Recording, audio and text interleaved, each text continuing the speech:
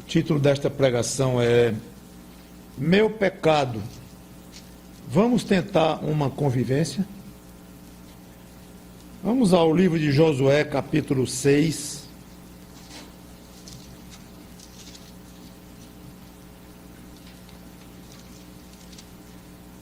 Josué, capítulo 6.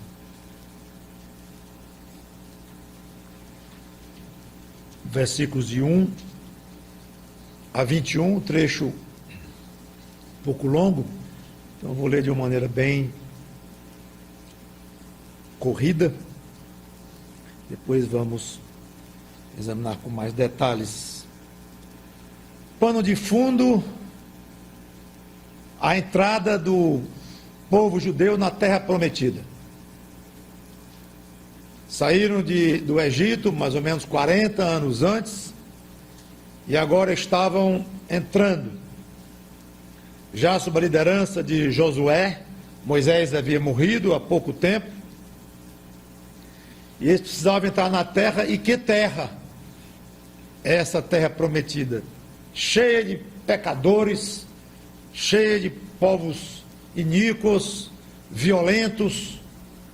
E para gozarem das delícias dessa terra, que Deus disse que era uma terra que manava leite e mel, para gozarem então dessas delícias e serem abençoados por Deus, eles tinham que lutar e destruir completamente esses inimigos, vamos chamar inimigos internos. Por que internos? Porque eles estavam no lugar que Deus havia dado para eles. Então, inimigos externos, no caso, seriam inimigos que estariam fora desta fronteira, deste local que Deus estava dando para eles. Mas esses povos aqui estavam dentro, exatamente dentro da terra, do local, da área que Deus havia reservado para eles. Então, Senhor, Tu não nos deste uma terra tranquila, que emana leite e mel, e já está manando leite e mel, é só chegarmos e nos apossar? Não. Dizer que essa terra tem gente lá dentro, muitos povos diferentes, e estão prontos para estarem lá conosco, vamos conviver com eles. Não, vocês vão lutar contra esses povos, vocês vão destruir esses povos completamente, é assim que eu quero, disse Deus. Era preciso limpar a área, para que eles então passassem a habitar na terra prometida. Josué 6, 1 em diante. Ora, Jericó estava rigorosamente fechada por causa dos filhos de Israel, ninguém entrava nem saía. Então disse o Senhor a Josué: olha, entreguei na tua mão Jericó, o seu rei e os seus valentes.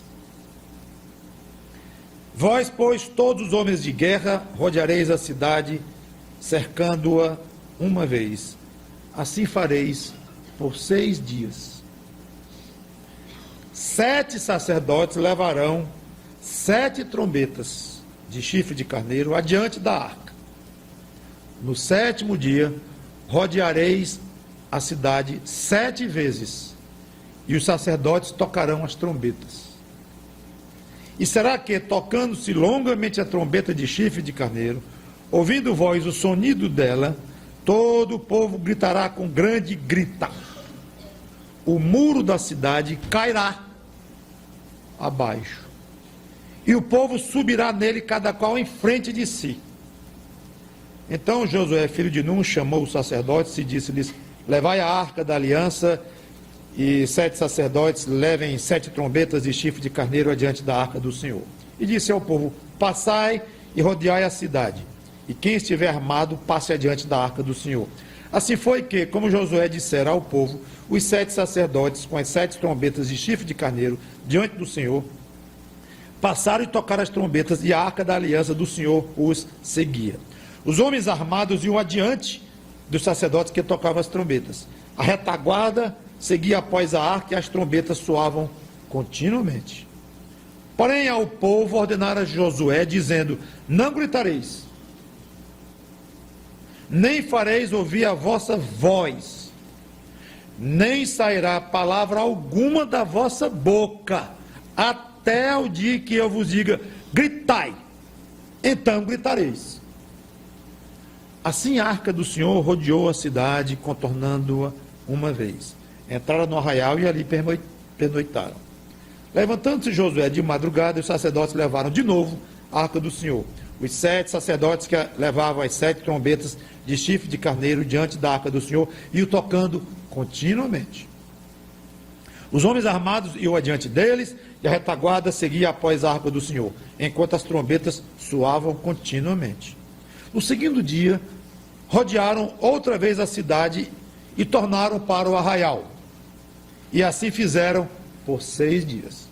No 7º dia, madrugaram ao subir da alva, e da mesma sorte rodearam a cidade 7 vezes. Somente naquele dia rodearam a cidade 7 vezes.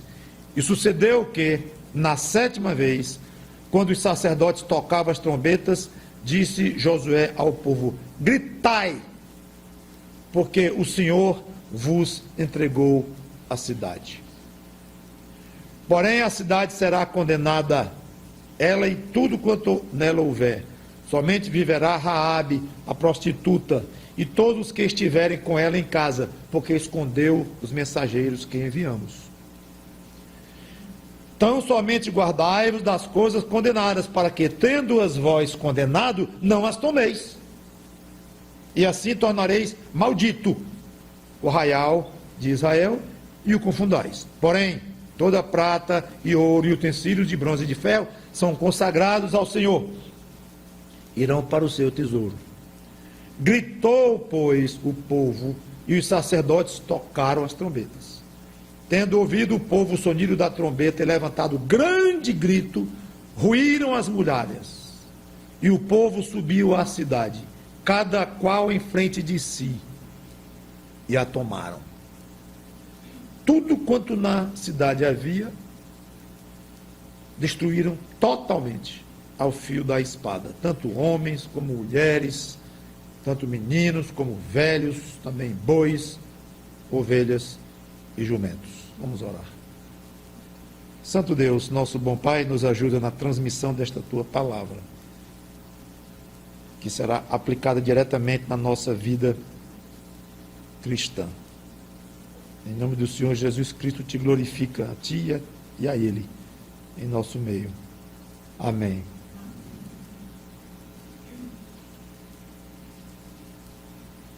Deixe-me dizer logo que tipo de aplicação eu vou fazer.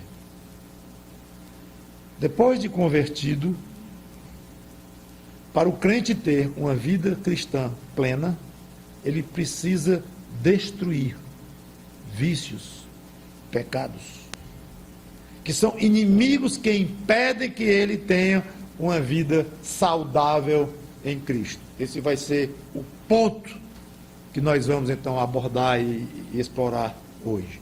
A necessidade do crente lutar contra os seus inimigos internos, seus próprios pecados, sua carne. A primeira cidade a ser destruída, depois de cruzar o Rio Jordão, era exatamente Jericó. Ela estava rigorosamente fechada. Por quê? Josué mandara 2 espias lá. Esses espias foram descobertos, no sentido de que estavam por lá, foram caçados de uma maneira muito, muito intensa, por ordem do rei, mas foram escondidos por esta mulher prostituta chamada Raabe, que creu em Deus. E o fato é que, depois que os soldados andaram pela casa dela, e eles estavam escondidos, não acharam nada, depois eles foram e voltaram para o acampamento dos judeus.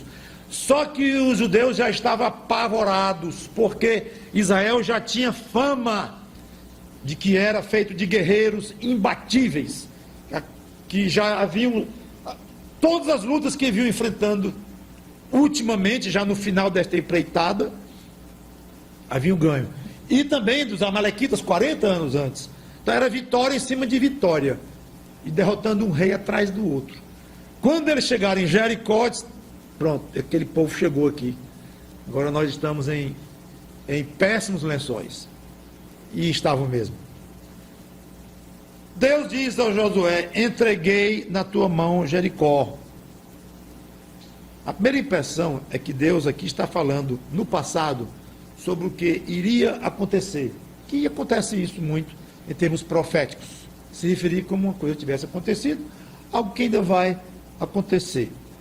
Só que, no caso, Deus não estava se referindo à conquista em si, isso é importante, mas a decisão dele de entregar a cidade. É a mesma coisa dele ter dito: Josué, eu resolvi entregar Jericó nas tuas mãos. E isso foi passado mesmo. Deus já tinha tomado esta decisão. Então, a conquista efetiva de Jericó era futura, estava na frente, mas a decisão de Deus de entregar Jericó para eles estava resolvida totalmente. Deus já resolveu colocar à nossa disposição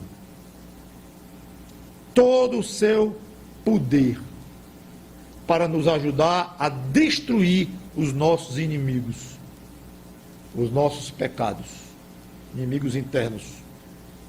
E assim nós crescermos em santificação e podermos então ter uma vida agradável em Cristo. Eu quero ler algumas passagens que mostram essa decisão de Deus de estar conosco nesta luta e ver como Ele resolveu nos ajudar. Mateus 28 e 20. Mateus 28 e 20.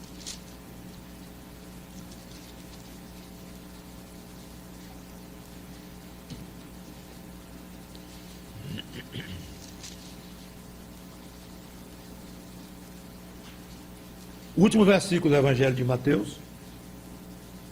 Vou ler o 19. Ide, portanto, fazer discípulos de todas as nações, batizando-os em nome do Pai, do Filho e do Espírito Santo. Ele falou isso logo antes de ir para o céu. Ensinando-os a guardar todas as coisas que vos tenho ordenado. Última frase do Evangelho de Mateus. E eis que estou convosco todos os dias até a consumação dos séculos. Está conosco para nos apoiar, para nos orientar, para nos fortalecer. Romanos 8, 31 e 39.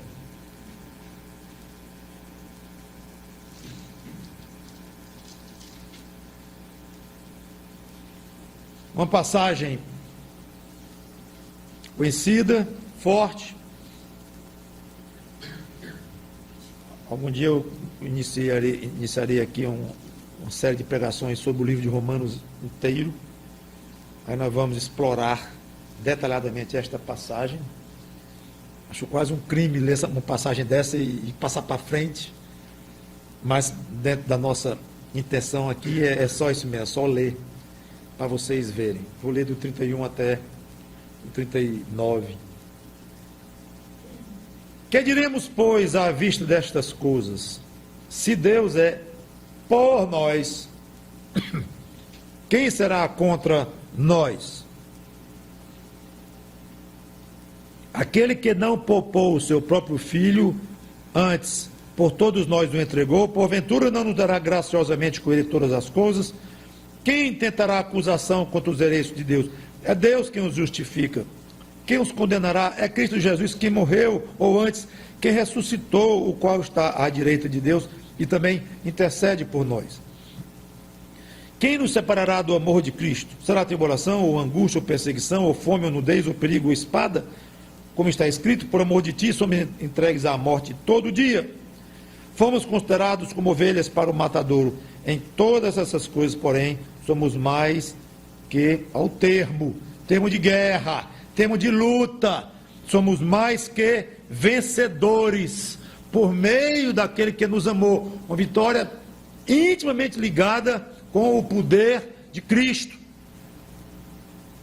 Porque eu estou bem certo de que nem a morte, nem a vida, nem os anjos, nem os principados, nem as coisas do presente, nem do porvir, nem os poderes, nem a altura, nem a profundidade, nem qualquer outra criatura poderá separar-nos do amor de Deus que está em Cristo Jesus, nosso Senhor. Apenas colocando esta ênfase aqui, a decisão de Deus de estar conosco, de nos dar poder para vencer e nos proteger do mal. Nada vai nos arrastar, nada vai nos levar para longe de Deus. É a decisão que ele já tomou. Do jeito que ele disse para Josué: eu entreguei Jericó nas tuas mãos. Mas nós vamos ver que tipo de entregou é este. Hebreus 2:18, ainda dentro dessas passagens, para mostrar como Deus está decidido e disposto a nos dar poder para vencer. Hebreus 2:18, pois, falando do Senhor Jesus Cristo, naquilo que ele mesmo sofreu, tendo sido tentado, é poderoso para socorrer os que são tentados. Exatamente o que eu estou falando: problemas de pecado, de tentações, de lutas. Então ele passou por tentações, desta forma ele é poderoso. Olha o termo, ele tem poder. Então a ênfase aqui não é só que Jesus estaria conosco para nos fazer companhia, que também é, mas não é só isso, para nós gozarmos da presença dele, para ele nos dar paz, para termos uma comunhão gostosa com ele. Tudo isso está incluído, mas também está incluído a decisão dele de empenhar força, poder dele, para nos ajudar na luta que nós iríamos ter, ao ter que conquistar uma vida de santidade aqui, da maneira como os judeus tiveram de conquistar lá a terra prometida, terra que mana leite e mel, cheia de iniquidade, cheia de tentações, cheia de povos que iriam arrastá-los rapidamente para o pecado, que arrastaram algumas vezes na história de Israel. E Deus dizendo: liquida este povo, limpe a área para você poder viver numa comunhão gostosa comigo. Então nós nunca vamos ter uma comunhão gostosa com o Senhor Jesus Cristo se nós não prestarmos atenção a esse aspecto da vida cristã, a necessidade de lutar e lutar e lutar contra os nossos pecados. Mas eu não tenho forças, eu sei, mas Ele dá. É exatamente isso que eu estou tentando mostrar para vocês. 2 Timóteo 4, 17 e 18.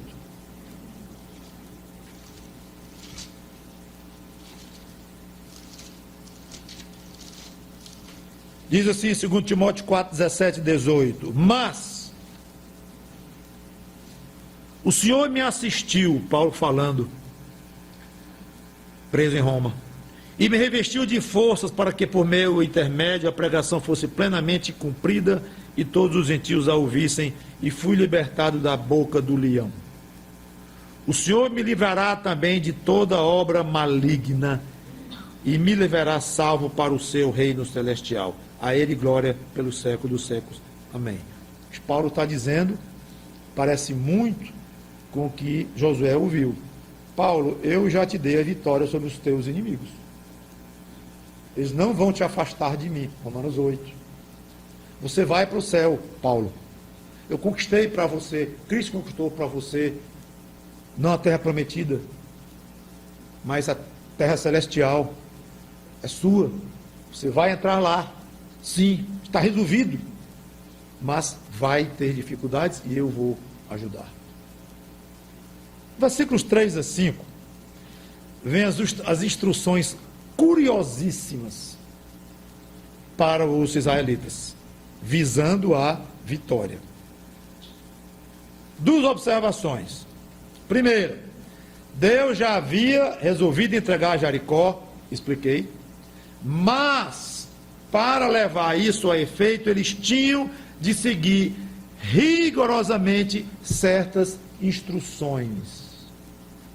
É por isso que eu disse, nós vamos já examinar como é que foi esse entregar de Deus. Josué, eu resolvi entregar Jericó nas tuas mãos. Mas esse entregar de Deus não era tão simples, não. Tem algumas condições, Josué, que eu quero que você cumpra. Mas, senhor, está entregue ou não está? Está. O senhor resolveu ou não resolveu? Resolvi. Vai nos ajudar ou não vai? Vou. Mas tem condições. Não esqueçam isto, irmãos. Tem condições para você ter uma vida saudável em Cristo, uma vida vitoriosa, uma vida em paz, uma vida em comunhão com Cristo. Tem condições. Às vezes a gente, sei lá, ou os pregadores exageram, ou os ouvintes exageram no ouvido da palavra incondicional, é incondicional, é incondicional. Cuidado! Porque é incondicional, sim, a eleição da qual você já foi objeto. É incondicional, sim, a conquista do céu para você através do sangue do Senhor Jesus Cristo. Sim, é incondicional que ninguém vai separar você do amor de Deus. Você não vai voltar à condição de perdido, condenado ao inferno, nos grilhões do diabo. Não, nunca mais vai voltar. É incondicional, sim. Mas espere, há algo condicional, com, tira o in. E esse algo é grande. Porque envolve não só a nossa vida nesta terra, como envolve gozo de benefícios no céu, que a gente não entende direito, os chamados galardões, as recompensas que nós teremos lá no céu por uma vida cristã nesta terra. Então, há coisas que nós podemos fazer aqui, sim, que terão efeito na nossa vida eterna lá. Isto é condicional. Não é só a vida aqui, mas até a de lá. Certos aspectos da nossa vida lá vão variar. Vão variar. Então eu tenho que entender isso. Vocês vão ter que cumprir as minhas instruções. O segundo ponto que eu quero dizer é que as instruções foram esquisitas. Mas, senhor, como é? Dá para repetir? Porque não tem gravador e eu estou um pouco nervoso aqui falando contigo, senhor. Eu não quero errar. Como é mesmo? Então, arrudei a cidade 6 vezes, 6 dias, um dia atrás do outro. Uma vez cada dia. Ah, entendi. É um dia, no primeiro dia uma vez, no segundo dia 2 vezes, no terceiro dia 3. Não. É uma vez. No primeiro, no segundo, no terceiro, no quarto, no quinto, no sexto dia. Uma vez. Não esqueça, Josué. Tá bom. E no sétimo? 7 vezes. Quer dizer que pula de 1 para 7 vezes. Pula. O senhor não quer que a gente vá? Não. Eu quero assim. 6 vezes de 1 e 1 de 7. Porque eu quero, Josué. Porque eu quero. E nunca o querer de Deus é gratuito. Nunca o querer de Deus é algo para uma diversão própria. Ele tem os seus propósitos. Não explica para nós muitas vezes. Então não cabia a Josué e ao povo compreender e nem concordar. Gostei, senhor, razoável, bem bolado esse negócio de arrodear 6 vezes, depois a 7 e tal. Plano bem feito, não interessa. Se achava o plano bem feito, se não era bem feito, se era bem bolado, Deus não dava a mínima. E não dá para esse tipo de reação do crente. Deus não quer saber se uma ordem do que Ele manda para nós, se você gosta, se você não gosta, se você entende, se você não entende, se você vê coerência, se você não vê, não importa, esqueça isso e faça. Não perca tempo examinando, questionando isso. Tudo bem, é assim que nós faremos, Senhor.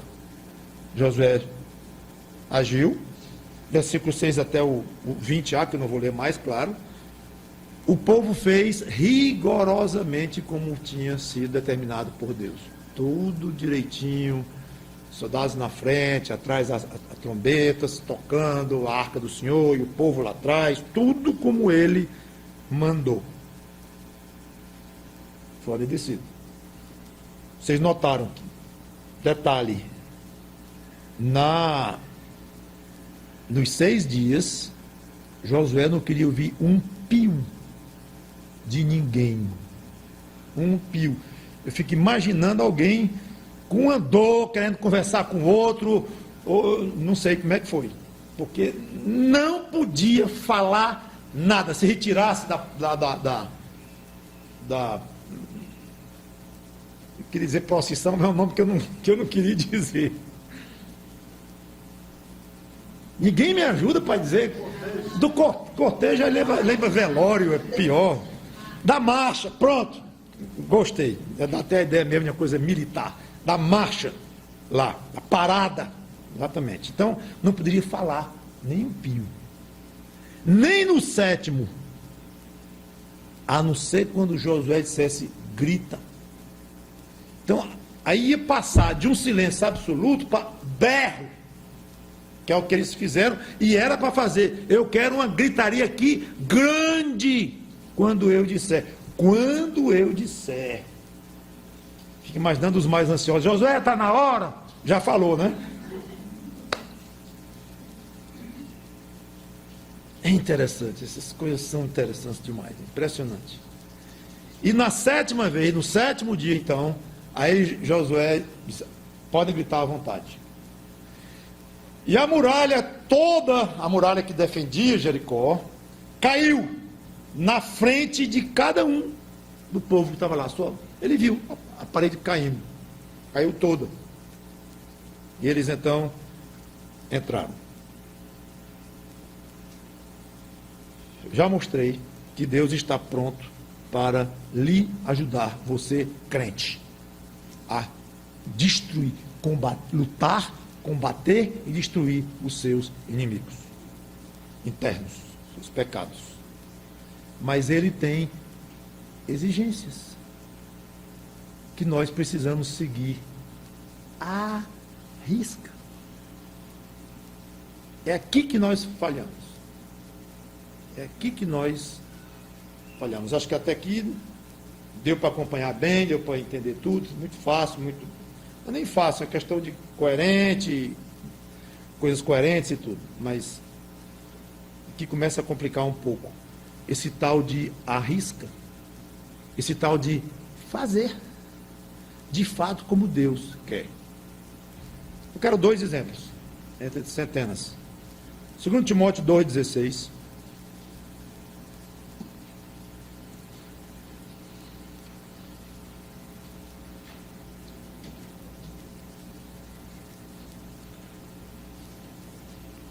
Nós lemos assim. Todo mundo com Bíblia na mão agora. 2 Timóteo 2,16. Evita igualmente os falatórios inúteis e profanos, pois os que deles usam passarão a impiedade ainda maior. Pule para o 19. O meio do 19. E mais, aparte-se da injustiça todo aquele que professa o nome do Senhor. Pule por 22 e 23. Foge, outro sim, das paixões da mocidade. Segue a justiça, a fé, o amor e a paz com os que de coração puro invocam o Senhor. 23. Repele as questões insensatas e absurdas, pois sabes que só engendram contendas. Tiago capítulo 4, versículo 7 e versículo 8.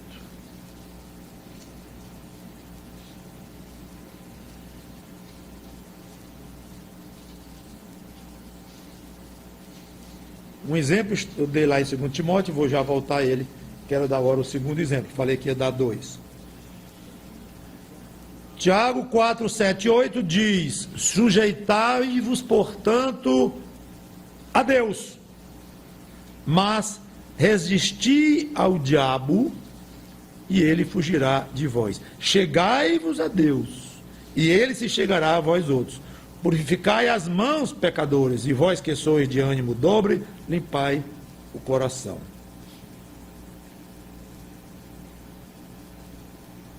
Segundo ponto, que os judeus tinham de obedecer a Deus.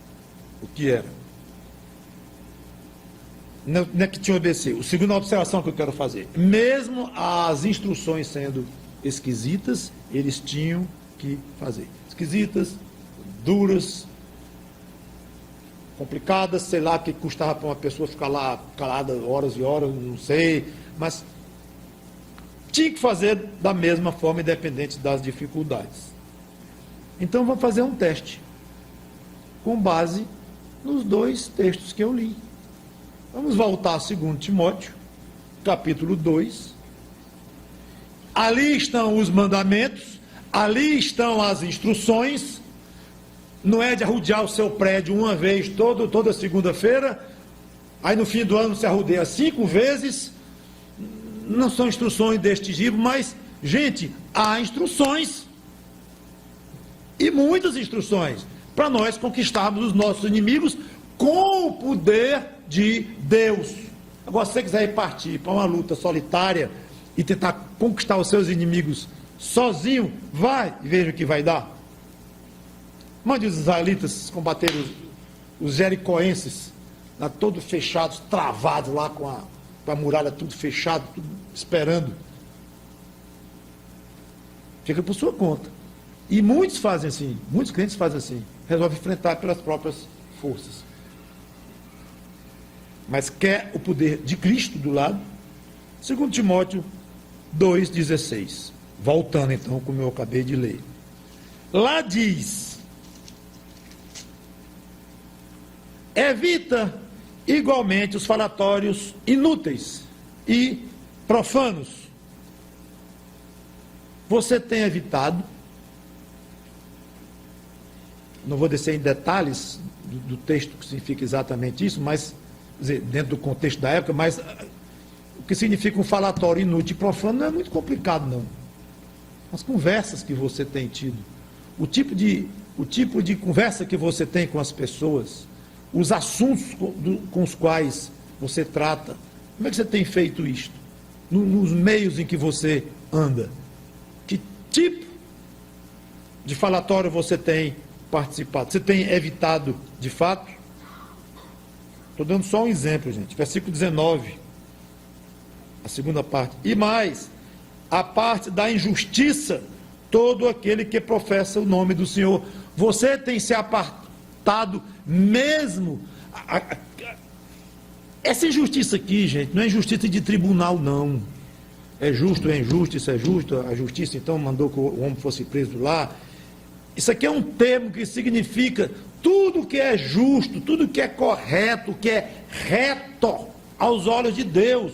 Então, essa injustiça da qual você que é crente deve se afastar ou se apartar, é qualquer tipo de mal. Qualquer tipo de mal. Você sabe que é mal. Você sabe que para você aquilo é nocivo. Interessante que pode até ser alguma coisa em si meio neutra, que nem toca tanto outro irmão em Cristo, não perturba, mas para você aquilo, você sabe que aquilo lhe maltrata, no sentido de aquilo dá trabalho à sua consciência, ao seu coração, aquilo lhe derruba, você sabe. Sem falar mesmo no mal absolutamente claro, explícito, óbvio, que você não evita. 22. Foge. Outro sim, das paixões da mocidade. Tem fugido das paixões da mocidade? Entendo eu, mais a parte erótica, a parte sensual, na mente, ou na prática de visões, de revistas, de internet, de impressos, ou até na prática mesmo física de adultério. Foge das paixões da mocidade. Foge. Cada um vai saber se tem fugido, mas se não tem fugido, está rodeando a cidade de uma maneira errada, fora de hora, está desobedecendo os critérios que Deus estabeleceu. Versículo 23, repele as questões sensatas e absurdas. Tem repelido?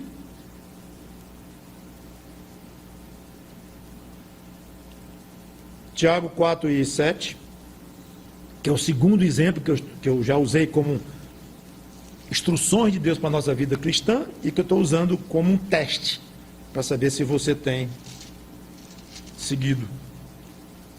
Tiago 4 e 7. Sujeitai-vos, portanto, a Deus, que é mais ou menos parecido com o que nós lemos. Está errado isso? Não faça. Não é correto, isso é ruim. É um mau testemunho, ou é uma impureza. Não faça. Você sabe que não é para fazer, mas você faz. Então você não está se sujeitando a Deus. E resistir ao diabo. Você tem resistido ao diabo? Agora, as maneiras que o diabo me tenta deve ser bem diferente da maneira como ele lhe tenta, e tenta o outro, e tenta a outra, porque nós temos os nossos pontos fracos. Meu ponto fraco pode não ser tão fraco em você, ou vice-versa. Então há diversas maneiras. Hoje nós podemos estar fortes numa certa área, daqui a um mês estamos fracos naquela área que nós estávamos fortes. Nós somos muito variáveis, nós somos muito frágeis, e o diabo é muito poderoso, muito sagaz. Então você tem que resistir a ele, é uma luta grande. Tem feito? Versículo 8, chegai-vos a Deus. Tem se achegado a Deus? E aqui já daria uma mensagem inteirinha, formas de se achegar a Deus. Versículo 20, voltando lá para Josué, capítulo 6.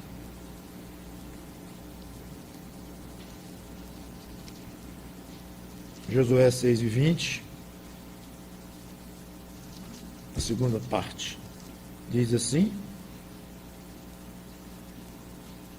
tendo ouvido o povo o sonido da trombeta e levantado grande grito, ruíram as muralhas, e o povo subiu à cidade, cada um em frente de si, e a tomaram. Observe, Deus tirou o poder do inimigo, ou grande parte do poder. O que eles tinham de mais valioso naquele momento era a muralha, que os protegia, os tornava inacessíveis aos israelitas lá fora, doidos para entrar. Mas aquela muralha era uma tranquilidade do inimigo. E Deus faz, derruba a muralha de uma maneira totalmente miraculosa. Deus tirou o poder deles com a muralha. Deus incutiu no coração deles o quê? Que eu já comentei, que estavam morrendo de medo, pavor. Veio de Deus, porque é Deus quem incute pavor também. Mas Deus não destruiu os inimigos. Ele observe isto, que isso é o segredo de toda essa história e da aplicação que eu estou fazendo aqui. Deus não destruiu os jericoenses. Para ele era muito fácil, só querer. As muralhas caíam, e quando os israelitas entrassem pela cidade, subindo ali o que era a parede ali, o morro, a proteção talude da cidade, estava todo mundo morto. Deus fez isso, gente, com o exército todo armado, os assírios, poderoso, centenas, milhares de soldados amanheceram mortos, da noite para o dia. Então era muito fácil para Deus ter colocado lá o mal e todo mundo ter morrido. Não precisava nem derrubar a muralha. Eles entrariam pelo portão mesmo, arrombava só um portão e entrava na fila indiana, com muralha e tudo. Chega lá, estava todo mundo morto. Muito mais efetivo, né? Inclusive. Não. Vocês entram e vocês matam. Você puxa a sua espada e enfia no ventre de uma mulher, de um homem, de um velho. Aqui escrito. Destruíram totalmente a fio de espada, tanto homens como mulheres, meninos, velhos, bois, ovelhas e jumentos. Pegue a sua espada e mate o jumento, e mate aquela velha. Ela está em Jericó? Está contaminada. Mate.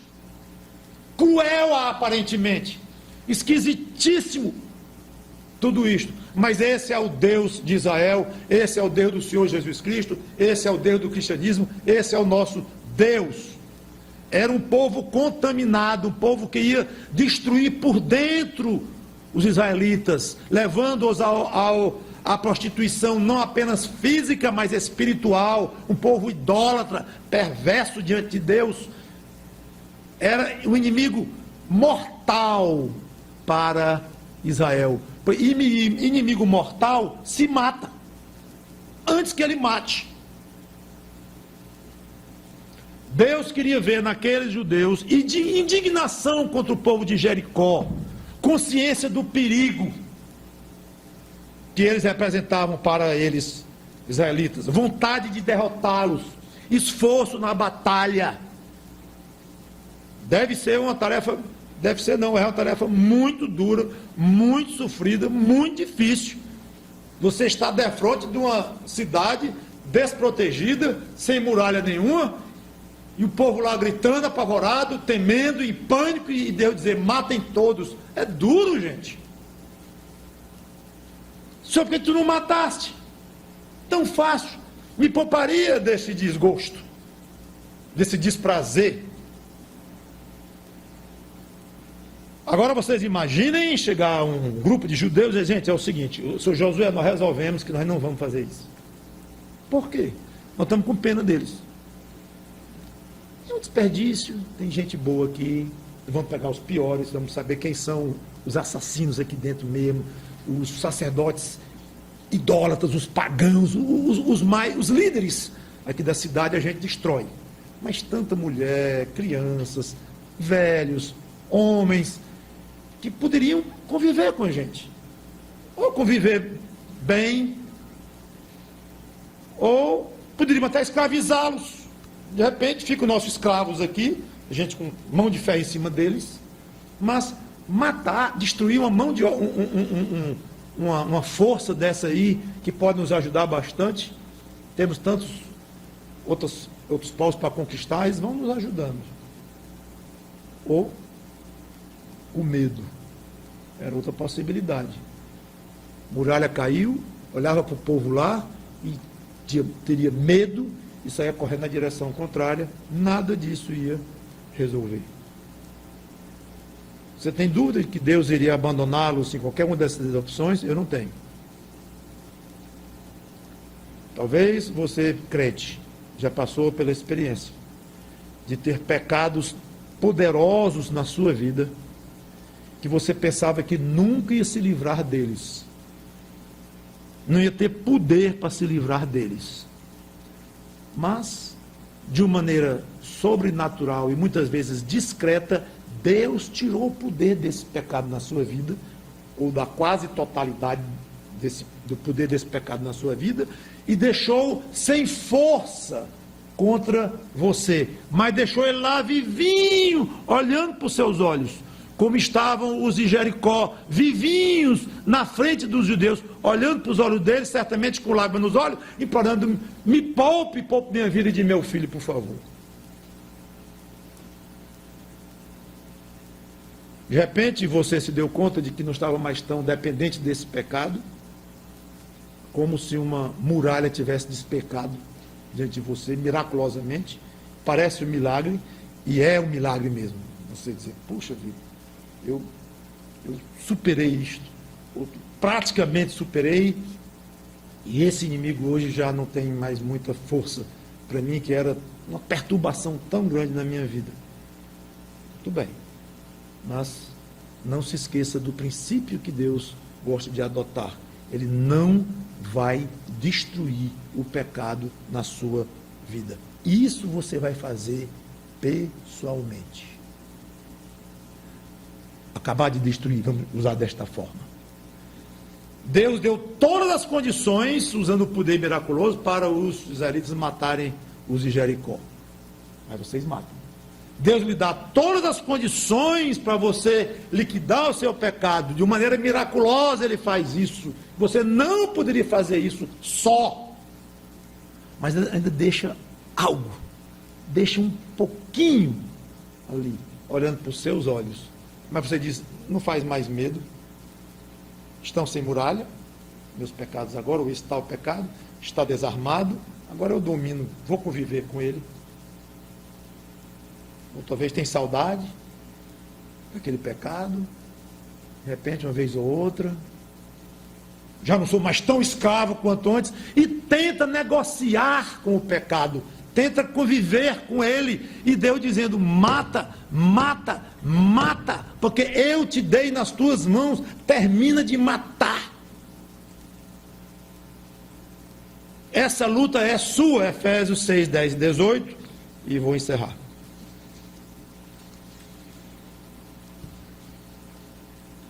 Efésios 6, 10 e 18.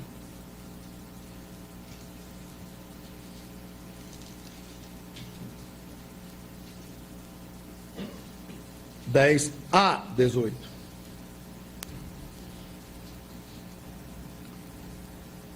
O Espírito Santo, através de Paulo, está falando aqui com um militar, com um crente, mas considerando-o um militar. Assunto aqui não é guerra. Quanto a mais sede fortalecidos no Senhor e na força do seu poder. Começou bem. Revesti-vos de toda a armadura de Deus, para vocês ficarem firmes contra as ciladas do diabo. Porque a nossa luta, Paulo falando aqui, minha luta, a sua luta, não é contra o sangue e a carne, sim contra os principados e potestades, contra os dominadores deste mundo tenebroso, contra as forças espirituais do mal nas regiões celestes. Portanto, tomai, é imperativo, é uma ordem, hajam, tomai toda a armadura de Deus, para que possais resistir no dia mau, e depois de teres vencido tudo, permanecer inabaláveis. Estai, pois, firmes, de novo, cingindo-vos com a verdade e vestindo-vos da couraça da justiça, calçar os pés com a preparação do evangelho da paz, embraçando sempre o escudo da fé, com o qual podereis apagar todos os dados inflamados do maligno. A guerra aqui está solta. Tomai também o capacete da salvação e a espada do Espírito, que é a palavra de Deus, com toda oração e súplica, orando em todo o tempo no Espírito, e para isto vigiando com toda perseverança e súplica por todos os santos. E a passagem então continua. Deus quer ver em nós indignação contra o pecado, vontade de derrotá-lo, espada na mão, escudo no peito. Prepare-se para a luta, para a guerra, e vá lutar, que eu não vou destruir todos os seus inimigos. Não faz parte do meu plano. Eu decidi entregar os inimigos que você quiser derrotar. Eu vou lhe ajudar. Eu estou convosco todos os dias até a consumação dos séculos. Eu estou ao lado de vocês. Ninguém vai separar vocês de mim. Todo o meu poder eu invisto para lhe ajudar. Mas, para se vestir da sua armadura, vai botar seu capacete. Mas, Senhor, e teu poder? Vai botar sua bota, vai botar o escudo, vai botar o peitoral, vai botar. Você vai lutar duro. É assim que funciona com Deus. O diabo muito sagaz, minutinho, coisa ridícula. Você está se aprontando para a guerra, é? Estou. Guerra contra quem? Meus pecados, minhas tentações. Aí tu acha que pode vencer? Não, não é que eu não posso vencer. O que vale essa tua espada, esse teu capacete, essa tua fé, que é menor que um grão de mostarda? Isso não vale nada, rapaz. Você está desrespeitando o poder de Deus, é? Eu, sim. Porque você está se armando para uma luta que é de Deus. Quer ver as passagens? Ele puxa muitas passagens. Olha aqui, essa luta é de Deus. É Ele que nos dá poder. É Ele que luta por nós. Está aqui escrito. Então você está desrespeitando, desconsiderando, ofendendo a Deus, se preparando para a luta.